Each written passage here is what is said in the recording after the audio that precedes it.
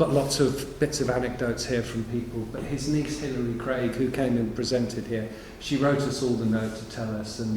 But the thing that really stood out was she said, having achieved his 100 not out, he was a great cricketer, on Sunday, which was the 24th, obviously, he simply shouldered his bat and without a fuss headed off for the pavilion. That's a very British thing to say. And you can imagine him doing it. But look, he got to 100. That is the card.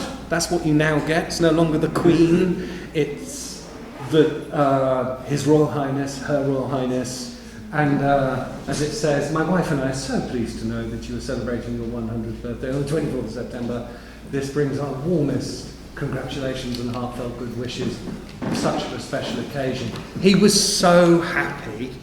And Martin, Seraphine, who's with us here today as well, Bob Dewar, who's a member of the committee and former ambassador, Seraphine's husband Philip, myself, were able to celebrate.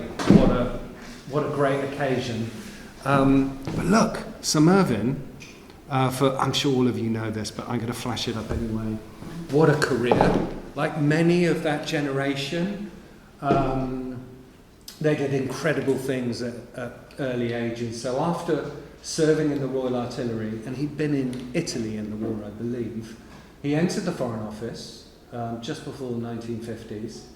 He became Third Secretary in Buenos Aires, where he served with, met people like Eva Peron and just legendary figures. Started to love jazz music. He probably loved it before, but it ignited, I believe, in some of the anecdotes, which we'll get into. He was Second Secretary to the United Nations, UK's mission, First Secretary of the Foreign Office, went to Laos, again the Foreign Office, where he got, if you read his tribute, his memorial eulogy, obituary, that's the word, in the Times, he was kidnapped by the guerrillas, or he went to negotiate with them, was kidnapped, and eventually we had a letter from the Prince of Laos and or the King, and they didn't believe it was real, so whilst they were checking if it was real, he was imprisoned. And so it was great. We played cricket, played chess, cards, wrote a book about it, which we'll come on to. Look, but we know Sir Mervyn because he was a towering figure in the Anglo-Malagasy Society and a double ambassador to Madagascar. So then another stint in different parts of the world. He then was High Commissioner in Tanzania, and then was also ambassador to Madagascar, but in absentia. So he wasn't there, but he acted as ambassador and High Commissioner in Nigeria, ambassador to Benin. But his influence continued. Yes, it says there at the end, chairman and president of the Anglo-Malagasy Society. He convened lots of people. He brought these meetings together. His favourite tipple was a gin and tonic. He continued to rail against any decisions by the British government around our representation in Madagascar and how we saw it as important. There's no question that ambassadors moving to take office in Madagascar were increasingly knocking on his door because he was the ambassador's ambassador. So I've got a few pieces that have come from people wanting to send best wishes. David Ashley, who's obviously the current ambassador in Madagascar, it was with much sadness that I learned the death of Sir Mervyn just days after his 100th birthday, because he joined on Zoom for the 100th birthday. He was having champagne with people who couldn't be there. And ultimately, I think, and you can read what's on screen, and we'll be sending a special, we're doing the newsletter next, but then we're sending a special kind of newsletter about Mervyn that will go around the members as well. But as David finishes, while Sir Mervyn had worked and travelled in many other countries during his distinguished career and long life, his particular affection for Madagascar and its people shone through until the end, and all of us know this. Bob Dewar, who is a member of our committee at the Anglo-Malagasy Society, and of course a former ambassador to Madagascar, has some wonderful words about him, around him being a clear-eyed, pragmatic diplomat, but a talented, sporting and cultured man, and everyone that knew Mervyn knew about his talents beyond diplomacy, but that was, you didn't even have to think whether he was talented in diplomacy. It was effortless, it really was, and he was quite a tennis player. I think he was a singles champion of his age category up into his early 80s. And as will also become apparent as I go through this, loved music. He was a brilliant pianist. His wife Beth, his late wife Beth, actually was a composer in her own right as well, and a scientist. But he was able to play Malagasy music, which we'll lead you on to, and he continued to be an advocate, as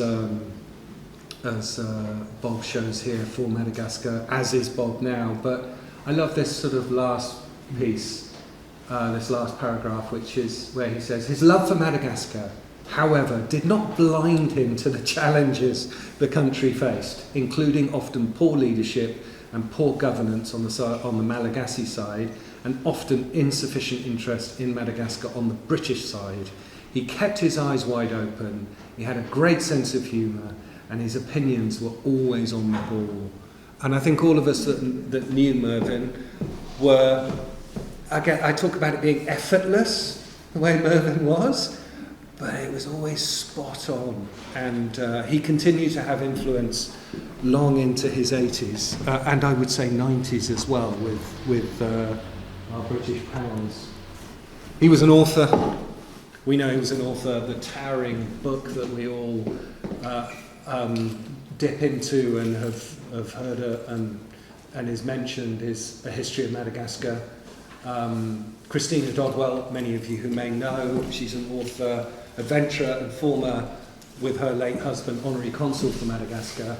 She says, to me, your book on the history of Madagascar brought the island out of the clouds, such an important record of its complex and extraordinary past, helping me understand how the past and present are somehow still wrapped up together in Madagascar. And it continues to be the source of many authors' journeys into Madagascar. He also worked on a book called Madagascar Rediscovered, and I mentioned how he'd been kidnapped in Laos, War in Shangri-La. He wrote a book about that as well. And so you can't really see it on this, but there's a smiling shot of him in his khakis in a jeep, after being liberated from captivity. David Mould, of course, presented on our AMS in person, in fact. He has written a recent edition about James Heaty, who was a British influence, some say first ambassador in Madagascar from the UK. He talks about when he was introduced to Mervyn about, and was recommended to talk to Mervyn to discover what book he could write, and he's a learned man, as in any way, David. He recounts that for more than 2 hours, Mervyn, in this case, talked about his work as ambassador during times of political upheaval, about his travels, his Malagasy friends and colleagues, and his enduring love for the country. He had studied the language and spoke it fluently. He recalls, Mervyn recalls the dinners and parties at his residence in Tanna, attended by government ministers and members of the diplomatic corps. His parties were, and I'm sure some of you that knew Mervyn in the early days, legendary. He held these soirees with his wife Beth, and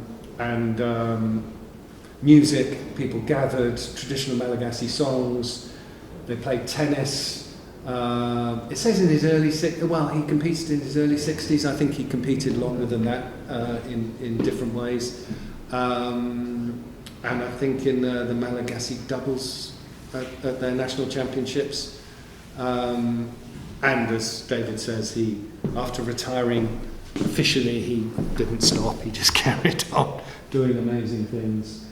There's a long one here from Hilary Brad, and I'm not going to read it all out, but it will be available afterwards, and it talks about how Mervyn was really important in helping to start the books we know and love, the guidebooks of Madagascar. And she starts off by saying, "My friendships have a reasonable balance between give and take. I'm ashamed to say with Sir Mervyn, mine was almost all take." It shows it's how it works with this extraordinary generous man. And so she talks about Mervyn's wonderful book, Madagascar Rediscovered, which gave her the initial detailed interest and accurate source of history for her guide to Madagascar, which he politely and generously kept correcting as they went through. It is quite long. There's Mervyn with Beth. That's not Hilary at Wimbledon. Mervyn was famous for sharing his love of Wimbledon and tennis by offering people tickets to centre court. Some people looked forward to it. I think Hilary mentions here, each summer, her friend Janice and I would not try to expect such generosity of these tickets, but always secretly hoping for that call in June. There is a bit up here that she says around, because Mervyn used to hold, when he was chair of the Anglo-Malagasy Society, well, the AMS, the committee meetings at his apartment in London. And what he'd do, of course, because he knew what he was doing, he'd get everyone together, gin and tonics, some nice music, and then everyone usually agreed with whatever the decisions that were needing to be taken or presented. Martin, you might have been at a couple of those, so I'm not going to labour it too much, but I love that her last little sentence was, "A great man and a great friend to Madagascar. I may not have known him as long as some people here, but I'm sure I owe him more gratitude." This is a sentiment that has come through from everyone that has been contributing to thoughts about Mervyn and just his wider involvement of just his generosity, his support for people. He never didn't have enough time for you, which was amazing. This was a friend of the Browns. I thought it was interesting because so often music comes up in the way Mervyn was talked about, and here he says, this friend Tom Allen, there have been so many moments in my life that are unbelievably special in so many ways, in theatres and concert halls all over the world as a musician. But the real privilege I've registered in my years of wandering minstrelly is that I've been brought together with some wonderful, special, extraordinary people. That's who Mervyn was, a man of so many kinds of music, of sport, of people, of global cultures. Thank you, Mervyn, for adding to the rich tapestry of our lives. We've all been so blessed, and to add to those blessings, I think, got a couple more, and then we're going to have a poem by Vao. Mishu, who's long-standing member of the Malagasy community in this country, she equally sent her best wishes for him. One of the words that keeps coming out when people talk about Mervyn was just what a gentleman he was. And I'm sure many other people can remember such a thing. And he was also a patron of Money for Madagascar. Loved supporting that. And Irene, who's the current director, Sir Mervyn will be remembered and deeply missed. I have fond memories of the times shared with him, both on his visits to Madagascar and, of course, at the Anglo-Malagasy Society. She's been sharing the news with others that can't be here. And, of course, she says here, I'm sorry I'll miss his tribute, but he'll approve because I'm in Madagascar. Theresa, briefly, would you like to share any thoughts as you're here in person about Mervyn? I did have a slide for you, but we have the real thing. So, I was fortunate enough to play music with them pretty well for 4 years, every Saturday night. I was working in emergency disco, which is, 15 miles or so from town. No running water, no electricity, and a hole in the garden down the bottom of the garden. And I used to go up to Tanner every weekend to do the washing and do some shopping. Every Saturday night went to the Ambassadors. And we played music. We had a good dinner, and we always had champagne because that was Beth's favourite drink. And then we played music till about 10 o'clock at night. It was wonderful. It wasn't just that. I got hepatitis and was hospitalised. And when I came out of hospital, there was nowhere for me to go because all the friends who could have had me were ill themselves or had their spare rooms taken up with Malagasy people who needed love and care. The Browns offered, so I went and stayed with them. And it was absolutely wonderful, lying in my bed recovering, to hear Mervyn and Beth playing. Mervyn playing the Brahms sonatas on his clarinet introduced me to a whole area of classical music that I didn't know. And then, one time they were invited by the Malagasy government to go to Mandidi for the big annual cattle fair. And there was another volunteer working in Mandidi, so they said, would I like to go with them? You bet, says I. So off we went, three Europeans in the ambassadorial taxi with the chauffeur in uniform and the Union Jack flying. Mervyn looked at the map and saw that there was a road parallel to the main road, which looked interesting, so he said, let's go on that road. So we went on that road, which was quite a small road. After a while, I don't know how it got in, but a little black pig appeared in the front of the road in front of us, running for its life at about 5 miles an hour. And we followed this pig for some miles. Then eventually it escaped, but the road became very narrow, earth road, of course, with high banks. And we came to a river with no bridge. It was too deep to cross. So the poor chauffeur had to back for that number of miles to get us out of that problem. And we finally got to Tsunamdidi, where Mervyn Brown and his wife were housed in the best hotel in Tsunamdidi. No towels, no toilet paper. Luckily, the volunteer who was working in Tsunamdidi was able to supply them with that, and we got back to town quite safely. But there was another occasion that I missed, to my great sorrow. It was the founding of the FGKM, United Protestant Church. And the big meeting was held down in Tomasina. And Mervyn Brown got together with the American ambassador, and they decided they would do their speeches in Malagasy, which they did. Mervyn did his fluently and very well. The American ambassador was a little bit hesitant and had a strong American accent, but he did it in Malagasy. Monsieur Plante, the French ambassador, who had lived in Madagascar for 30 years, spoke not a word of Malagasy and had to do it in French. The whole of Madagascar was thrilled that these two ambassadors lived in Malagasy. And I was never so proud of being British. It was absolutely wonderful. I think they were champions of tennis in Madagascar, yes, more than one occasion. Yeah. I remember that. I wasn't a tennis player, I just heard about it. But they were human people, kind, full of fun, and very talented. I think Beth was aiming to be a concert pianist, but it just didn't happen. But she was a super pianist and a composer. And one thing, I always remember, we did The Shepherd on the Rock, Schubert, in a concert, and there is a long clarinet solo at the end of it. When he was practicing it, he could not get to the end without making a mistake. He just swore through. Amazing. Thank you, Theresa.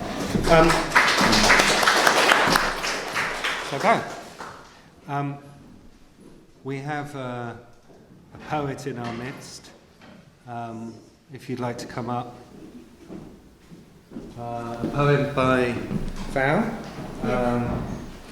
Hi everyone. Selamat Dawada. Yes, nice to see everyone, old faces and new faces. I wrote this poem on Sir Mervyn's birthday. because I was not able to come to his very small party.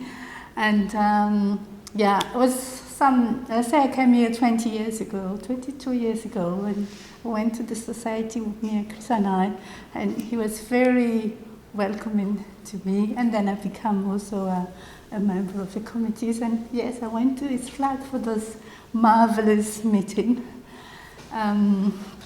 Yeah, so I'm gonna start it now, reading. To Sir Mervyn Brown. You're the first person that I have known that have lived for a century, and I would like to thank you for welcoming me into the Anglo-Malagasy Society. History of Madagascar you have taught us and remains for the next generation. Many parties we've had to mark the 26th of June, Independence Day celebration. Malagasy food I served, you were always a gentleman, enjoying and appreciating gracefully. Malagasy music you have played and danced to perfectly. Thank you for Wimbledon. Together I saw great tennis, hard cream tea and shared scone. You are an amazing person. I'm glad to have met you in this life in London. 100 years old you are, the rock star of British ambassador for Madagascar. God bless you, Sir Mervyn. Thank you.